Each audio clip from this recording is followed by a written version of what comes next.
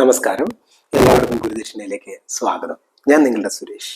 ഇന്ന് വളരെ ഇൻട്രസ്റ്റിംഗ് ആയിട്ടുള്ള ഒരു ടോപ്പിക്കുമായിട്ടാണ് ഞാൻ വന്നിരിക്കുന്നത്. അതെ, ആ ടോപ്പിക്ക് മറ്റൊന്നുമല്ല, ഭാരത് മാതാ കി ജയ് എന്ന് പറയുന്ന മുദ്രാവാക്യത്തെക്കുറിച്ചാണ്. ഞാൻ ഈ ടോപ്പിക്ക് എടുക്കാനുള്ള കാരണം ഇതിപ്പോൾ വളരെ ഒരു കോൺട്രവേഴ്ഷ്യൽ ആയിട്ടുള്ള ഒരു ഡിസ്കഷനായി നടന്നുകൊണ്ടിരിക്കുകയാണ്.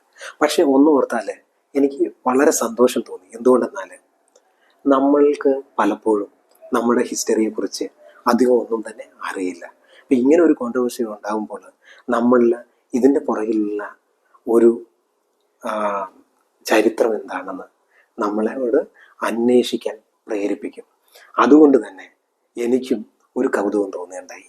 ഇതിൻ്റെ പുറകിലുള്ള സത്യം എന്താണ്, അതിന് പുറകിലുള്ള ഹിസ്റ്ററി എന്താണ് എന്ന് ആലോചിപ്പിക്കുകയുണ്ടായി. അതുകൊണ്ട് ഞാൻ ഗൂഗിളിൽ പോയിട്ട് ഒരു ചെറിയ റിസർച്ച് നടത്തുകയുണ്ടായി. അതിൻ്റെ ഫലമായിട്ട് എനിക്ക് കുറച്ച് ഇൻഫർമേഷനൊക്കെ കിട്ടുകയുണ്ടായി. അത് നിങ്ങളുടെ കൂടെ ഷെയർ ചെയ്യാം എന്ന് വിചാരിച്ചിട്ടാണ് ഞാൻ ഇന്ന് വന്നിരിക്കുന്നത്. ഈ ഇൻഫർമേഷനൊക്കെ കൂടുതലും വിക്കിപീഡിയയിൽ നിന്നും അതുപോലുള്ള ഓതൻറ്റിക് ആയിട്ടുള്ള ഡോക്യുമെൻറ്റിൽ നിന്ന് എടുത്തിട്ടുള്ളതാണ്. ഇനിയിപ്പോൾ എന്തെങ്കിലും ഡീറ്റെയിൽസ് കൂടുതലായിട്ട് ആഡ് ചെയ്യണമെന്ന് നിങ്ങൾക്ക് തോന്നുകയാണ്, അല്ലെങ്കിൽ ഞാനത് റെഫർ ചെയ്യണമെന്ന് തോന്നുകയാണെങ്കിൽ നിങ്ങൾ കമൻറ്റിലൂടെ പറയുകയാണെങ്കിൽ വളരെ സന്തോഷമുള്ള കാര്യമായിരിക്കും. അപ്പോൾ നമുക്ക് ഈ ടോപ്പിക്കിലേക്ക് കടക്കാം. ആദ്യം തന്നെ ഒരു കാര്യം പറയാനായിട്ട് ഞാൻ ഉദ്ദേശിക്കുകയാണ്. ഭാരത് മാതാ കി ജയ്, ജയ് ഹിന്ദ് അല്ലെങ്കിൽ വന്ദേ മാതരം ഇങ്ങനെയുള്ള മുദ്രാവാക്യങ്ങൾ എല്ലാം തന്നെ നമ്മുടെ സ്വാതന്ത്ര്യ സമരത്തിന് വേണ്ടിയിട്ട് ആണ് ഉപയോഗിച്ചിരുന്നത്. നമ്മളുടെ നാഷണലിസം അല്ലെങ്കിൽ നമ്മുടെ ദേശീയതയെ ഉദ്ബോധിപ്പിക്കാൻ വേണ്ടിയിട്ട് ആ കാലത്ത് പല കലാകാരന്മാരും ചരിത്രകാരന്മാരും ബുദ്ധിജീവികളും ഒക്കെ കഷ്ടപ്പെട്ട് ഉണ്ടാക്കിയതാണ് ഈ സ്ലോഗനൊക്കെ.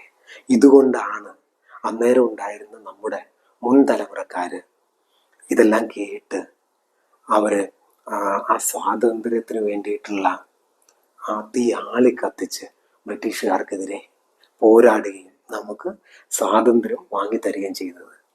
നമ്മൾ സ്വാതന്ത്ര്യം കിട്ടിയതിന് ശേഷം ജനിച്ച ആളുകളായതുകൊണ്ട് പലപ്പോഴും ഇതിന് അത്ര വലിയ വിലയൊന്നും കാണുന്നില്ല എന്നുള്ളതാണ് ഒരു സത്യം. പക്ഷേ അന്നുള്ളവർ നമുക്ക് വേണ്ടി ഒരുപാട് കഷ്ടപ്പാട് അനുഭവിച്ചിട്ടാണ് നമുക്ക് സ്വാതന്ത്ര്യം മേടിച്ച് തന്നിരിക്കുന്നത്. അപ്പോൾ ഇങ്ങനെയുള്ള കാര്യങ്ങളെ നമ്മളൊരു തമാശയ്ക്കായിട്ട് ഉപയോഗിക്കരുത് എന്ന് ഞാൻ ആത്മാർത്ഥമായിട്ട് അഭ്യർത്ഥിക്കുകയാണ്. ശരി, അപ്പോൾ നമുക്ക് ഈ ടോപ്പിക്കിലേക്ക് കടക്കാം. ഭാരത് മാതാവിനെ പറ്റിയിട്ട് ആദ്യമായിട്ട് പബ്ലിക്കിന് ഒരു പ്രസൻറ്റ് ചെയ്ത ഒരു കാര്യം എന്താണെന്ന് ചോദിച്ചാൽ അതൊരു നാടകമായിരുന്നു.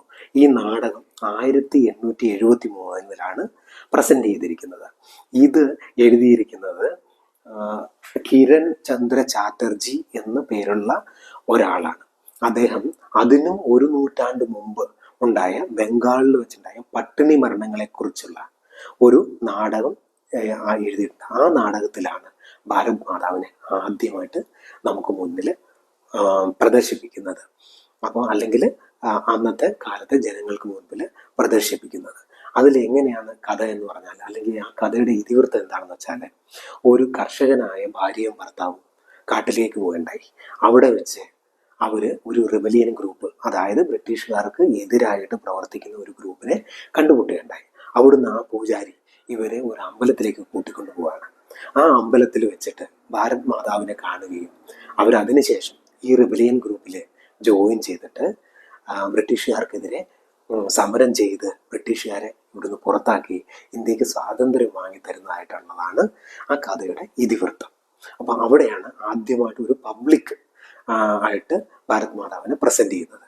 ഇതിനു മുമ്പ് മുൻഷി എന്ന മാഗസിന് അവരുടെ സ്റ്റഡിയിൽ കൂടെ നോക്കുമ്പോൾ 19-ാം പുരാണം എന്ന് പറയുന്ന ഒരു സ്പിരിച്വൽ ബുക്കിൽ 1866 തന്നെ ഭാരത് മാതാവിനെ പറ്റി പറഞ്ഞിട്ടുണ്ട് എന്ന് കാണിക്കുന്നുണ്ട്.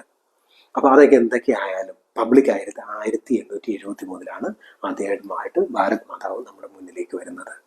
ഇനി നമ്മൾ നോക്കുകയാണെങ്കിൽ 1882 ആനന്ദമത് എന്ന് പറയുന്ന ഒരു നോവലിൽ ബങ്കിം ചന്ദ്ര ചാറ്റർജി ഭാരത് മാതാവിന് മുമ്പിൽ വന്ദേ മാതരം എന്ന് പാടുന്നതായിട്ട് പറയുന്നുണ്ട്. അതിനുശേഷം വന്ദേ മാതരം വളരെയധികം പോപ്പുലർ ആവുകയാണ്. അപ്പോൾ വന്ദേ മാതരം എന്ന് പറയുന്ന സ്ലോഗനും അവിടെ എത്തിയിട്ടുണ്ട്. അപ്പോൾ നമ്മുടെ എല്ലാം രാഷ്ട്രീയ ഗുരു എന്ന് പറയുന്ന സുരേന്ദ്രനാഥ ബാനർജി, അദ്ദേഹം ഇന്ത്യൻ നാഷണൽ കോൺഗ്രസിന്റെ സ്ഥാപക നേതാക്കന്മാരിൽ ഒരാളുമാണ്.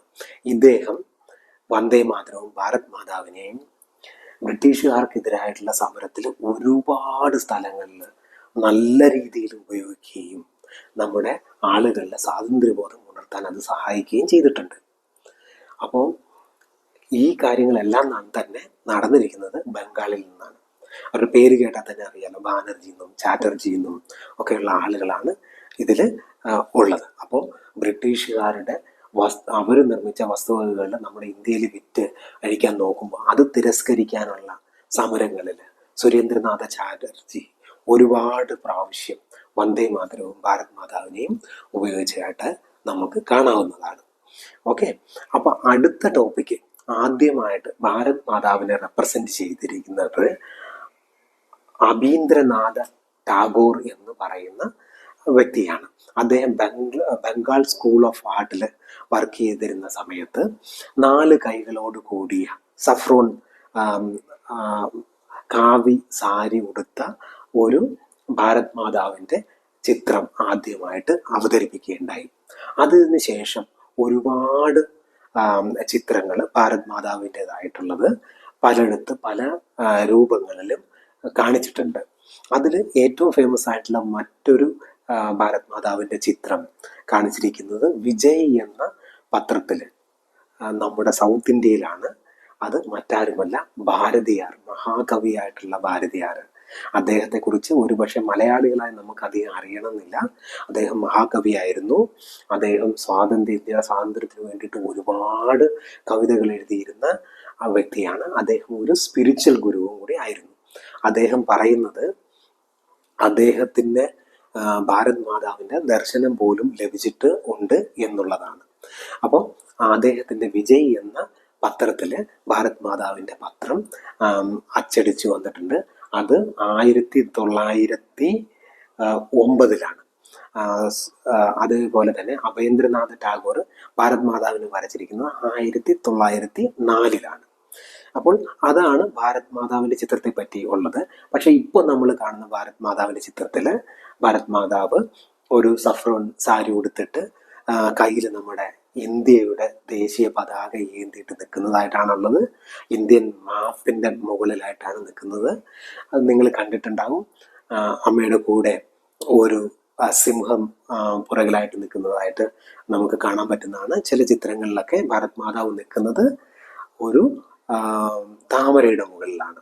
അപ്പം അങ്ങനെയാണ് ഇപ്പോൾ ഉള്ള ചിത്രങ്ങളിൽ ഭാരത് മാതാവിനെ നമ്മൾ റെപ്രസെന്റ് ചെയ്യുന്നത്. ഇനി വേറെ എന്താണ് ഭാരത് മാതാവുമായിട്ട് ബന്ധപ്പെട്ട് നമുക്ക് കാണാൻ പറ്റുന്നതെന്ന് ചോദിച്ചാൽ, ഭാരത് മാതാവിന് വേണ്ടിയിട്ട് അമ്പലങ്ങളും ഇന്ത്യയിലുണ്ട്. ഒരുപാട് അമ്പലങ്ങളുണ്ട്. അതിൽ ആദ്യത്തെ അമ്പലം ഉണ്ടാക്കിയിരിക്കുന്നത് വാരണാസിയിലാണ്. അത് ഉദ്ഘാടനം ചെയ്തത് മറ്റാരുമല്ല, മഹാത്മാ ഗാന്ധിജി തന്നെയാണ്.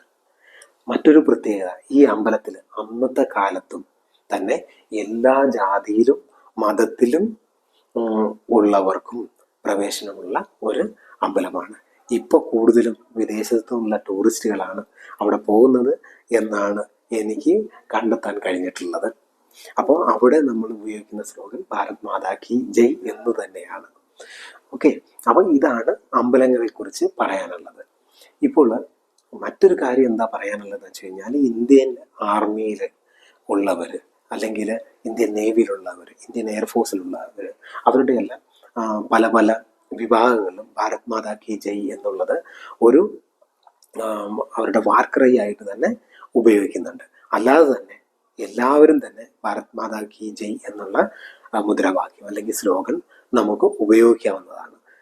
പിന്നെ അതുപോലെ തന്നെ ജയ് ഹിന്ദ്, വന്ദേ മാതരം, ഈ മുദ്രാവാക്യങ്ങളൊക്കെ ആര് വിളിച്ചു ആര് വിളിച്ചില്ല എന്നുള്ളതല്ല, ആരാദ്യം വിളിച്ചു എന്നുള്ളതിന് ഒരു ഉത്തരം എനിക്ക് കണ്ടെത്താൻ കഴിഞ്ഞിട്ടില്ല.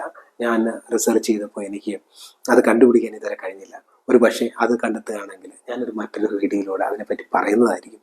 പക്ഷെ നമ്മൾ മനസ്സിലാക്കേണ്ട ഒരു കാര്യം, ഏതൊരു ഇന്ത്യക്കാരനും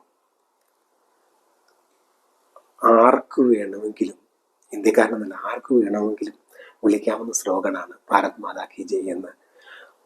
നമ്മളെല്ലാവരും ഒരു പ്രൗഡായിട്ടുള്ള ഇന്ത്യക്കാരനാണെങ്കിൽ ഭാരത് കം മാതാ കി ജയ് ജയ് ഹിന്ദ് എന്നോ വന്ദേ മാതരം എന്നോ വിളിക്കുന്നതിന് ഒരു പ്രശ്നവുമില്ല.